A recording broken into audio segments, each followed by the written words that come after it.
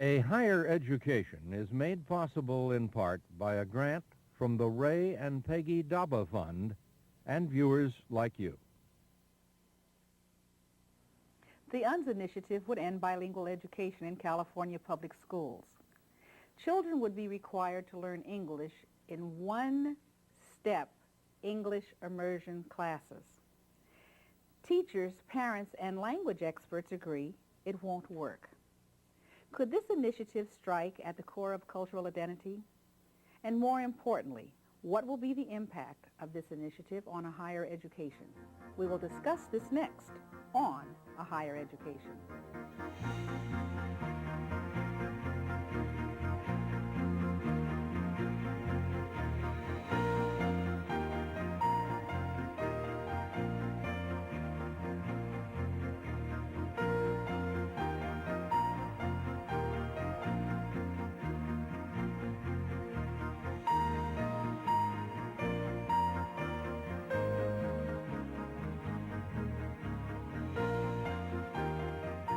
Hello, I'm Clare Mack. Please meet our guests on A Higher Education. With us today is Holli Thier.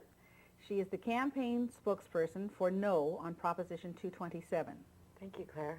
Ron Unz, who is author of the bilingual initiative, Prop 227, and Dr. Olivia Martinez, Vice President of Kenyatta College and former Director of Bilingual Education in Bay Area school districts. Ron, let's begin with you. I'd like your take on what you feel your initiative is.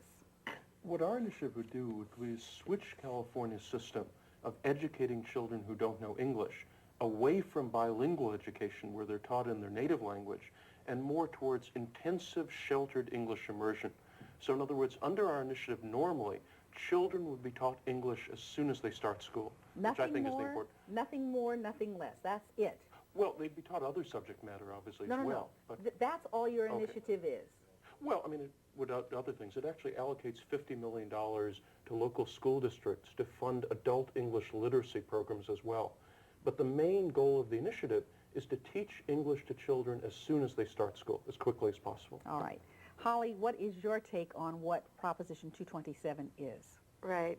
Basically, Proposition 227 is a one-size-fits-all, sink-or-swim, $50 million a year initiative that will take California's 1.4 million school children out of their regular classes, put them in one single classroom, mixing children of all different ages, cultural backgrounds, language abilities, and give them only 1 year, actually only 180 days to learn English. And if the child can't learn English in 180 days, he or she will be transferred into mainstream classes without an opportunity to learn English. You know, we say, what if the child needed 2 years to learn English? On the contrary, what if the child only needed 60 days? Why have a state mandate, a big government state mandate that says you only have 1 year? And Ron Unz brought up a good point. The proposition does appropriate $50 million a year. But reading from the State Attorney General's ballot title summary, it doesn't give it to English literacy programs. It gives it to individuals in the community who pledge to tutor a child in English. There's no accountability on that money. There's no strings attached.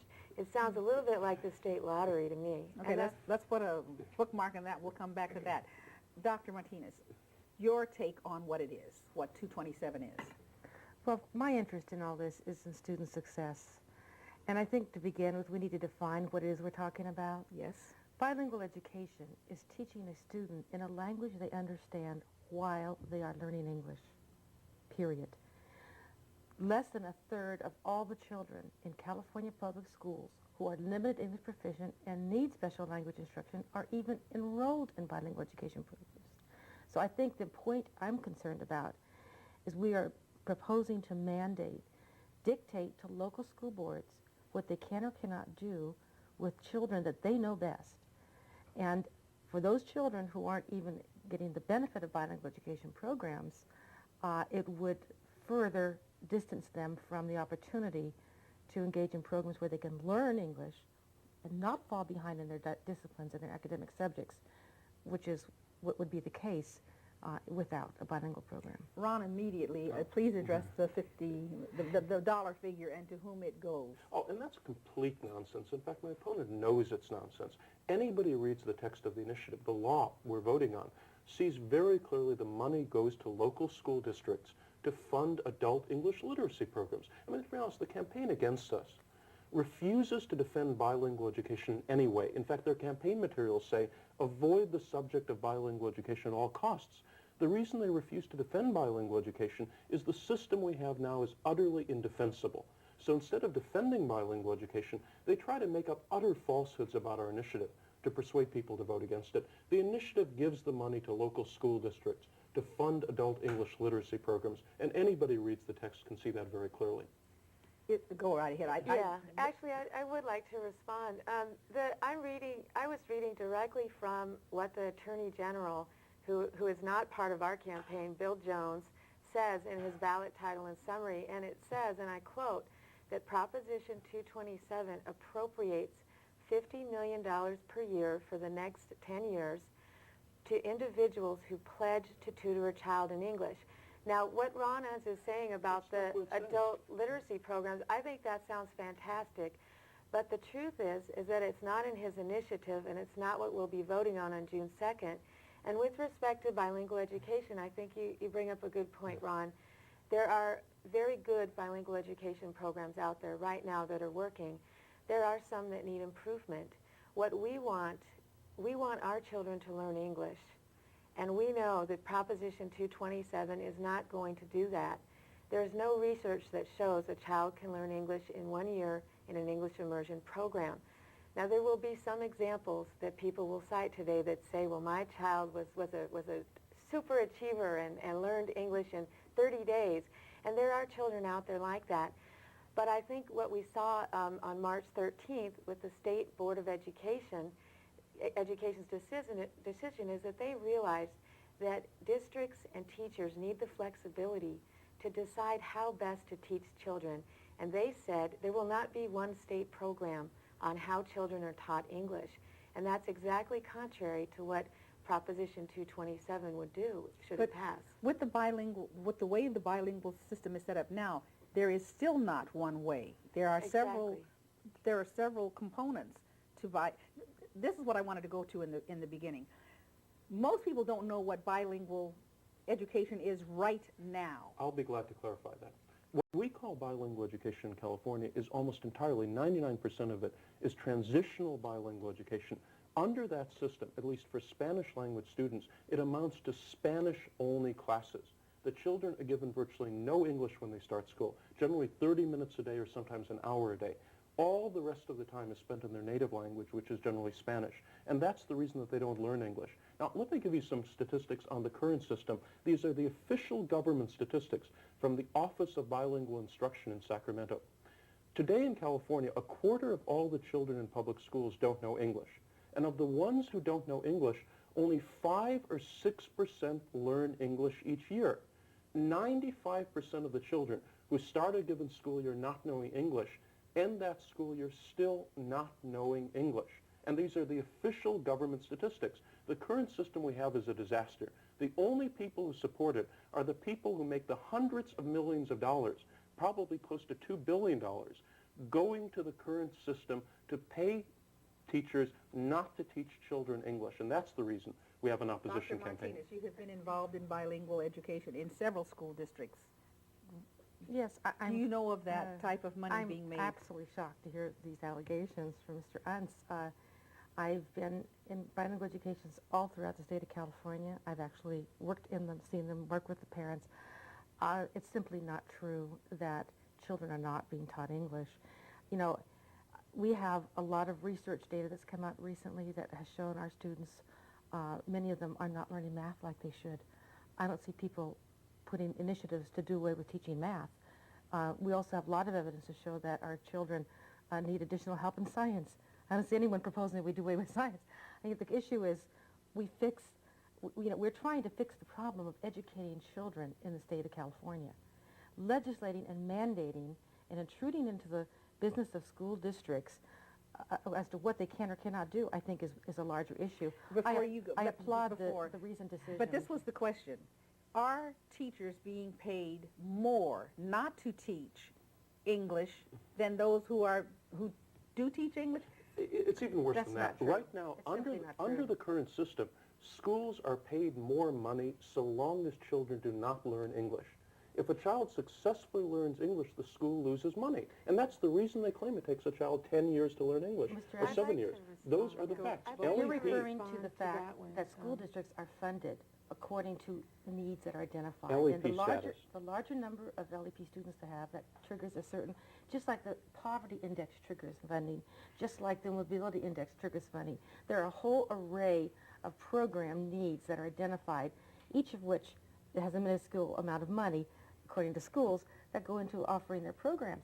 That is nothing compared to the expense of a school district having to go out and hire teachers who are trained in bilingually. So saying that it costs more is simply not a valid In other words, you're argument. saying, yes, the It's schools the- are paid more money so long as children do not learn English. That is the current No, system. that's being Actually, built That's a on. I'd like to distortion. respond to a couple things that were brought up here in this wonderful discussion.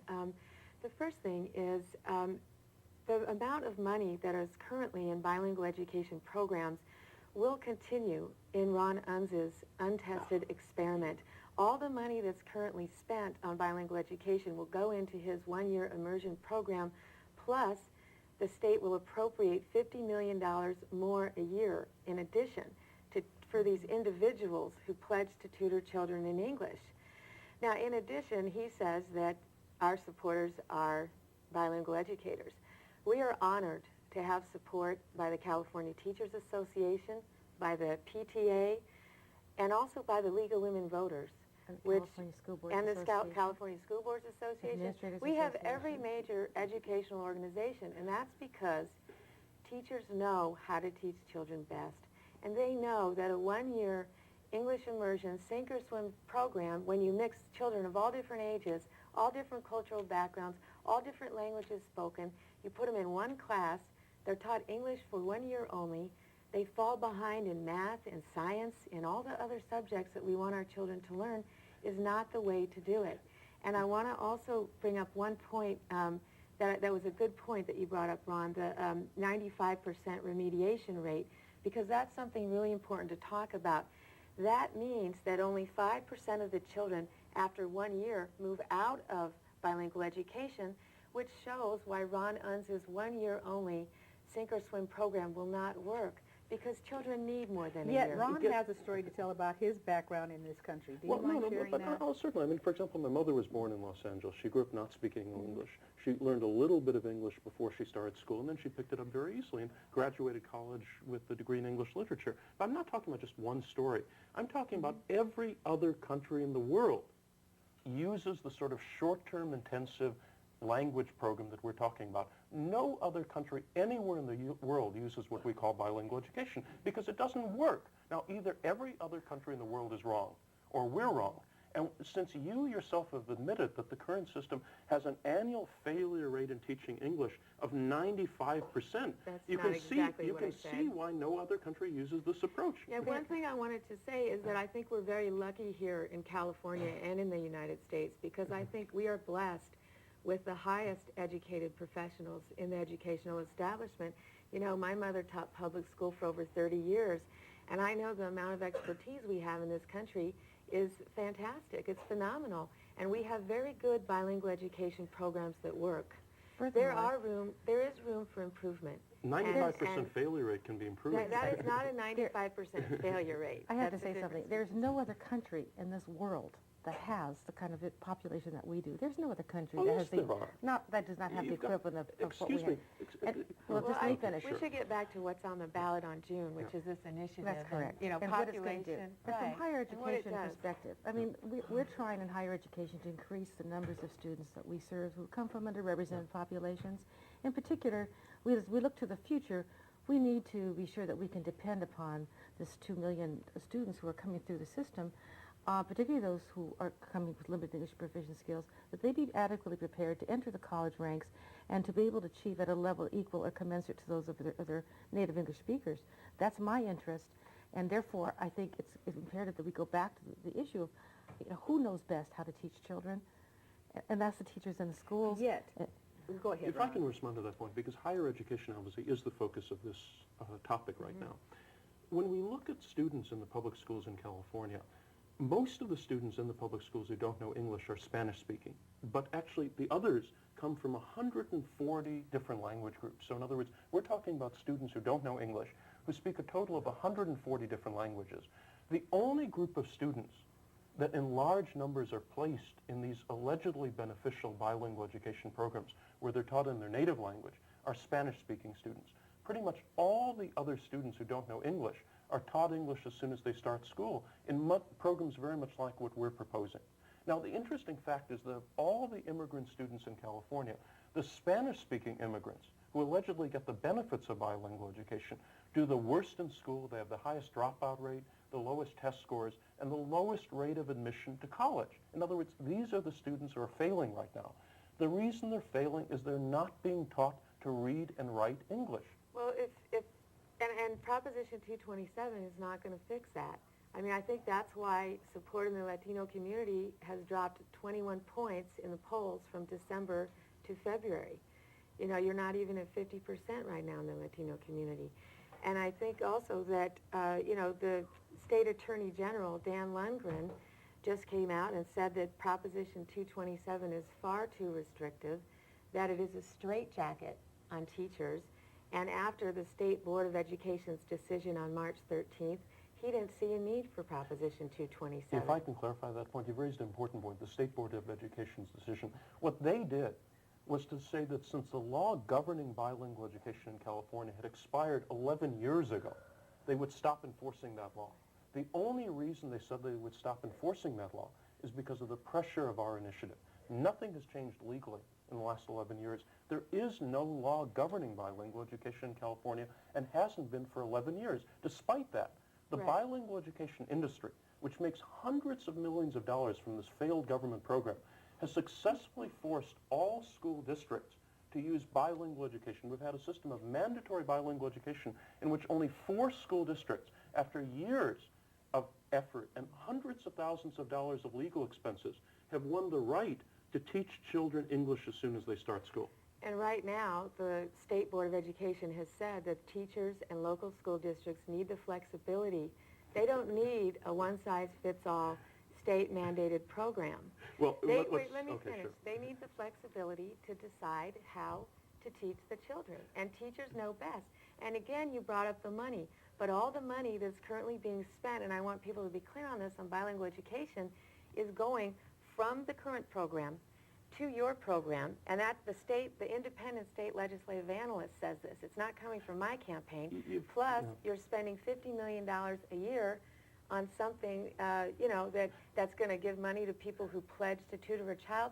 And in addition, where Proposition 227 has been tried, which is in Westminster County, which is in the Orange County school districts, it has failed. They had to petition to get another year, or I think another 3 years, because children did not learn English in 1 year. So what we're saying is we really want our children to learn English. We both agree on this point, Ron. I know we do. And we sincerely agree, both of us. But we know that Proposition 227 is not the way to do it. I think You- also you have to remember that excuse you've got me. a provision in your initiative that I think would really set many districts on their ear, and that is the provision that allows for lawsuits to be brought forth against school districts. You've Now, raised a how lot in of the issues. world? Okay, let's hold on a Okay, minute. I'd like to really respond because you Please. got virtually every fact wrong in what you were saying, unfortunately. Well, you wrote it, Excuse me. so excuse I just me, read it. Excuse me. Going through the things, Delane Easton, the state superintendent of schools, has specifically said she will, despite the school board's decision, she will continue enforcing the current law, she says, until the law is changed. The only chance of the law being changed is our initiative. So in other words, Delane Easton says she will continue to enforce statewide mandatory bilingual education until our initiative and if our initiative passes.